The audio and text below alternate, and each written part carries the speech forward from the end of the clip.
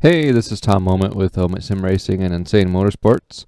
Going to give you a lap rundown at California Speedway, heading into the 2017 Season 2 week at California. Track temp, as you can see, is 92 degrees with a 65 degree ambient temp and about a 10 mile an hour wind out of the southwest with 43% relative humidity. What I'm going to do is I'm going to show you a 2-lap run. Our insane set this week is slightly on the ground for the first lap to lap and a half. So you'll see that lap 2 is quite a bit quicker. What that's going to do is help our aero later in the run. We may still work on that. California typically has long runs here, at least in my experience. So let's take a look here at a lap. Coming to get the green flag for lap 1. This is right out of the pits, so we're on cold tires, pressures are low. Let's see, I'm not going to dive it in here too hard, and I'm not going to try and force the car down to the bottom. See, I'm not putting a ton of wheel into it. I am just letting the tires warm up, and see, I get a little bit lower in turns 3 and 4 here.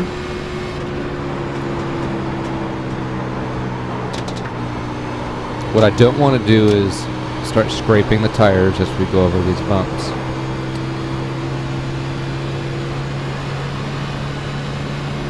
Now as pressures are starting to come up, we get a little bit more aggressive here on lap 2. I actually got a lot more aggressive here on lap 2, and because the session was ending, this would normally be a lap 3 or a lap 4 for me. That's really going to help your long run speed if you take care of your tires at the beginning of the run. Let your pressures come up, get the splitter off the ground.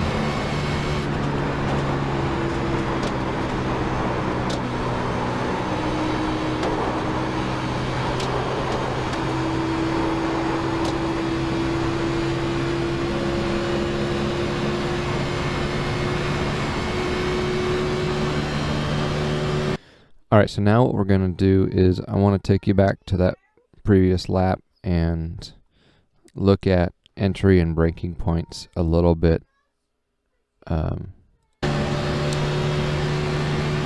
This is that last lap. I am letting off the gas here in between this white painted advertisement on the wall before we even get to this number 3 flag. And then I am going to do a wide arc on entry.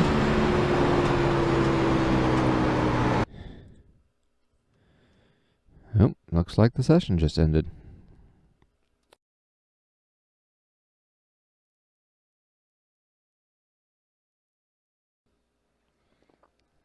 All right, we'll cut that out in post probably.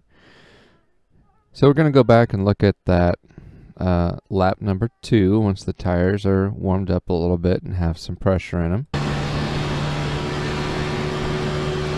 want to show you right here where I'm letting off here at the end of this white advertisement on the outside wall before we even get to turn 3, letting off the throttle and letting it roll through entry.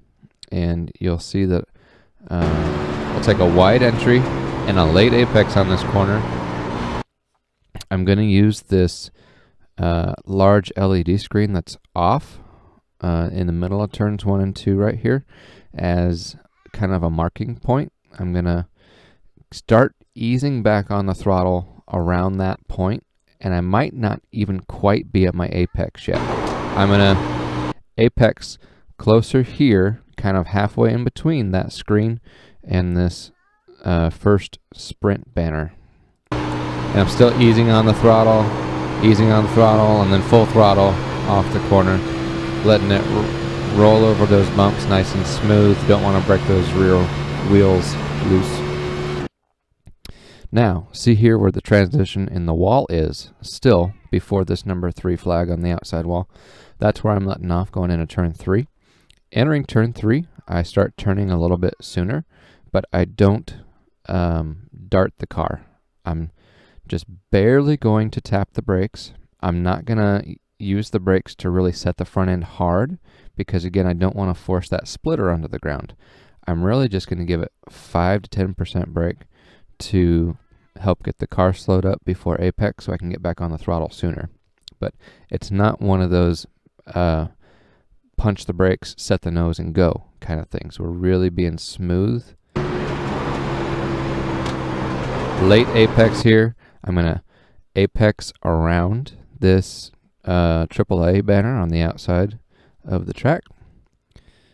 And I might not even get all the way to the bottom because I want to let this thing float off of turn 4 here. If I try and pinch it to the bottom, I could break those rear tires loose while I'm trying to get power down to get down this front straightaway.